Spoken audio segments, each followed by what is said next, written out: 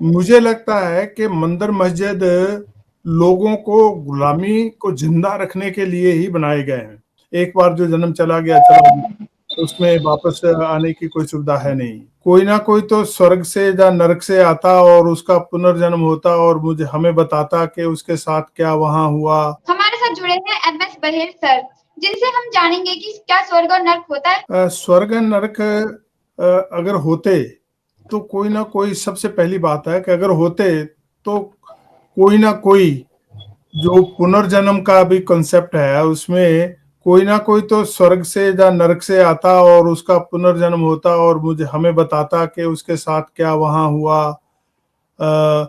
क्या उसको वहां यातनाएं मिली, क्या क्या उसको वहां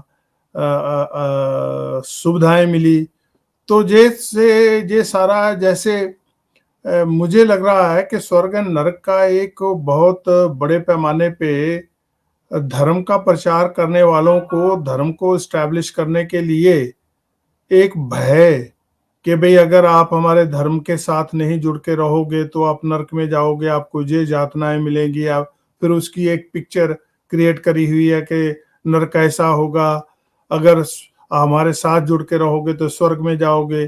तो स्वर्ग की एक क्रिएशन है कि स्वर्ग में जाओगे तो कैसा होगा कैसा होगा, वहां आपको अप्सराएं मिलेगी, बहुत बहुत अच्छा खाने को मिलेगा। ये एक कॉन्सेप्ट है, इसमें मुझे कोई सच्चाई नजर आती नहीं है, मैं इसको मानता नहीं हूँ। पुनर्जन्म पे आपकी क्या राय है, वो हमें बताइए। देखिए, पुनर्जन्म जो है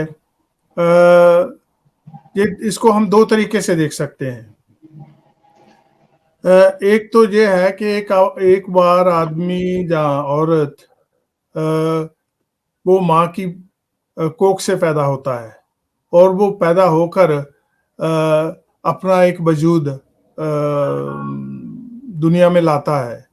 उसके साथ उसके जो आज जिन हम धारणाओं में जुड़े हुए हैं, साथ ही उसके जन्म में जन्मते ही उसके साथ उसकी जाति पैदा हो जाती है। जाति के पैदा होते ही सारी मान्यताएं पैदा हो जाती हैं और मान्यताएं सारी उम्र उसको गाइड करती हैं कि तू क्या कर सकता है क्या नहीं कर सकता।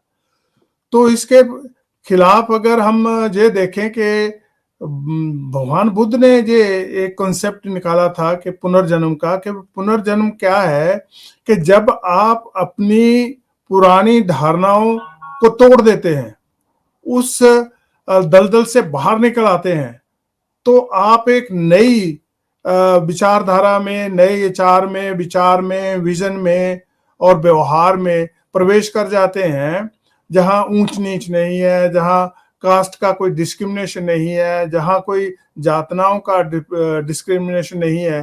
तो आप कह सकते हैं कि आज मैं सारी पुरानी धारणाओं को खत्म करके एक नया इंसान बना हूं, एक नई धारणा में आया हूं। इसको मैं ऐसे पुनर्जन्म समझता हूँ। पुनर्जन्म ये नहीं है कि हम बार बार जन्म लेते रहते हैं, ऐसा नहीं है। एक बार जो जन्म चला गया चला गया, उसमें वापस आने की कोई सुविधा है नहीं। तो सारी दुनिया मंदिरों के निर्माण के पीछे भाग रही है, पर बाबा साहेब डॉक्टर भीमराव अंबेडकर ने कहा था कि ब्रह्मा विष्णु मैं सबको नहीं मानता। सर, इन्होंने ऐसा क्यों कहा था? जो लूटने वाला है जी सर। वो अपने हिसाब से लूटने की तैयारी करता है, और जो सरवाइव करने वाला है, अपने आप को सेव करने वाला, वो अपने हिसाब से अपनी तैयारी करता है।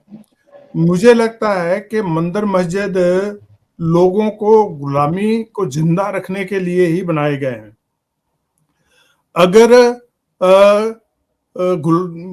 मंदिर में जाकर हर आदमी को हर अपनी इच्छा के हिसाब से वरदान मिल जाता, तो मेरे लोग तो बहुत सालों तक मंदिर से बरजती रखे गए। उनको मंदिर में प्रवेश नहीं करने दिया, उनको पढ़ने लिखने का अधिकार नहीं दिया, और उनको किसी अच्छी जॉब का अधिकार नहीं दिया, किसी भी संसाधन में उनकी भागीदारी नहीं थी।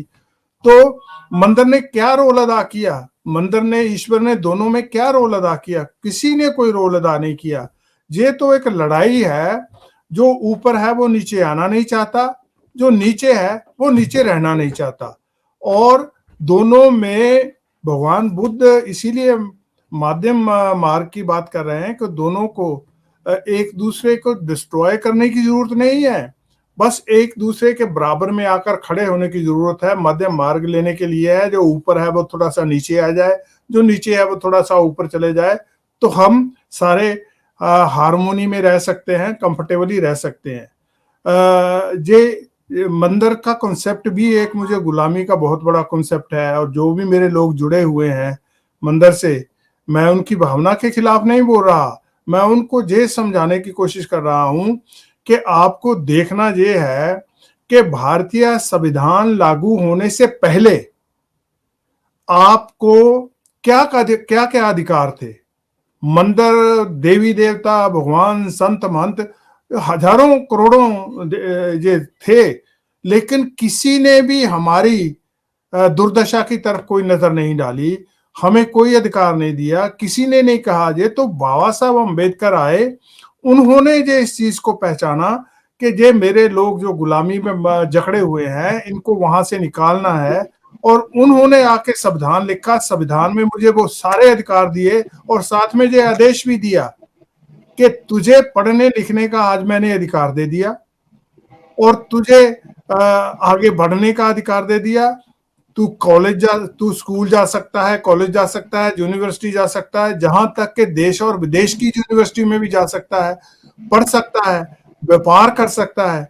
और जिस दिन तू पढ़ लिख कर आगे बढ़ेगा, ना सरस्वती और ना लक्ष्मी जी जो क्रिएशन है मंदिर की, ये तेरे आड़े आएंगी, उल्टा तेरे कदमों में पड़ी होंगी। ये बाबा साहब का मुझे आदेश ऐसा लग रहा है, जिसको मैं मान के चलता हूं।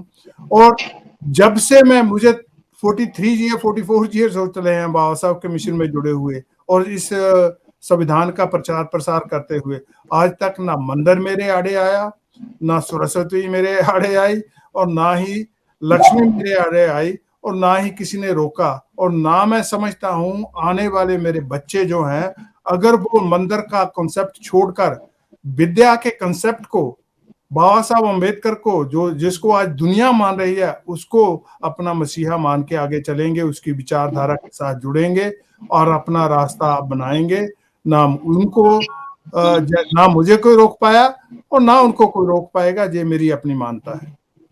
जी सर। सर, आप लंदन से हैं, क्या विदेशों में भी भगवान को माना जाता है? बल्कि यह कहा जाता है कि ये दुनिया भगवान ने ही बनाई है। ये कॉन्सेप्ट किसी जमाने में यहाँ था कि क्रिश्चियनिटी में ये क्रिश्चियन भी लोग कहा करते थे कि भाई ये जो दुनिया है वो भगवान ने इसकी रचना करी है। लेकिन सेकंड वर्ल्ड वॉर के बाद जब बहुत से लोग सेकंड वर्ल्ड वॉर में मर गए और सोल्जर, तो इन लोगों ने अपने देश को फिर रीडेवलप करने की जो एक योजना बनाई, उसमें एजुकेशन का एक बहुत बड़ा रोल था। इन्होंने रियलाइज किया कि अगर एजुकेशन, अगर आज हम इंजीनियर पैदा नहीं करेंगे, डॉक्टर पैदा नहीं करेंगे, हम प्रोफेसर पैदा नहीं करेंगे, तो हम अपने देश को आगे नहीं बढ़ा सकते। तो जो एजुकेशन था उसका इतना बड़ा एक्सपोजर हुआ। तो मैं आई एम टॉकिंग अबाउट 1942, 43, 44, 45, इन सालों में। तो उसके बाद में, एक्सपोजर के बाद में, इन्होंने तरह तरह की योजनाएं बनाई कि आप 3 दिन पढ़ो, 3 दिन काम करो, आपका काम भी चलता रहेगा। आप दिन को पढ़ो, रात को काम करो, रात को पढ़ो, दिन को काम करो। बहुत सी ऐसी योजनाएं जिनके अंतर्गत मैं भी पढ़ पाया, मैं भी, क्योंकि मुझे भी सपोर्ट करने वाला जहाँ कोई नहीं था। तो उसके साथ क्या हुआ कि लोगों के अंदर एक भावना पैदा हो गई कि अगर पढ़ लिख कर अच्छी जॉब्स पे जाने के लिए मेरी ही मेहनत काम आनी है, तो फिर मैं मंदिर किस लिए, चर्च में किस लिए जाऊं, क्राइस्ट को किस लिए मानूं। तो हालात ऐसे पैदा हो गए कि लोगों ने क्राइस्ट को मानना छोड़ दिया, चर्चों में जाना छोड़ दिया, और चर्चों की बजाय अच्छे अच्छे स्कूलों में, कॉलेजों में, यूनिवर्सिटीज में अपने बच्चों को भेजना शुरू किया। और उसकी वजह से आज जो यूके जिसको हम कहते हैं, कभी र्यून हो गया था सेकंड वर्ल्ड वॉर में, आज वो दुनिया का एक डेवलप नेशन सामने आया है। और मुझे लगता है कि ये जो कॉन्सेप्ट है, उन्होंने चर्च छोड़े। अनफॉर्चुनेटली मेरे बहुत से लोगों ने जो पहले गुरुद्वारे या मंदिर बने वो चर्चों के अंदर ही बने। उन्होंने अपना ईसा मसीह उठा लिया वहां से, और हमने अपना राम और अपना रविदास जी, वाल्मीकि, ऐसे लोगों ऐसे ऐसे मंदिर हमने बनाने शुरू कर दिए। सीखना हमें ये चाहिए था इस सोसाइटी में आकर कि अगर इस सोसाइटी ने चर्च को छोड़कर एजुकेशन का रास्ता अपनाया और एजुकेशन के रास्ते ये आज दुनिया पे उस बलबूते पे राज कर रहे हैं, तो हमें भी एजुकेशन के तरफ अपने बच्चों को ले जाना चाहिए, ना कि मंदिर में ले जाना चाहिए। मंदिर के बलबूते पे तो जहाँ किसी को ना अच्छी जॉब मिलती है, मंदिर के या कास्ट के बलबूते पे तो किसी को जहाँ कोई नौकरी भी नहीं मिलती, कोई तरक्की भी नहीं होती। जो कुछ भी होता है वो आपकी एजुकेशन और आपके टैलेंट के हिसाब से होता है। तो अगर यही धारणा मेरे लोगों को आ गई होती तो विदेश में आज हम एक बहुत बड़ी ताकत बन सकते थे, जो बने नहीं। आज भी हम विदेशों में बैठ के भी मंदिर में आज हम भजन गा रहे हैं कि हमारे जो कुलपति हैं, जो हमारे देवी देवता हैं, संत महंत हैं, वो आएंगे, हमारा कल्याण कर जाएंगे। ऐसा होने वाला नहीं है। मेरी अपनी ये धारणा है, मैं गलत हो सकता हूँ। जय भीम, नमो बुद्धाय। जय भीम, नमो बुद्धाय सर।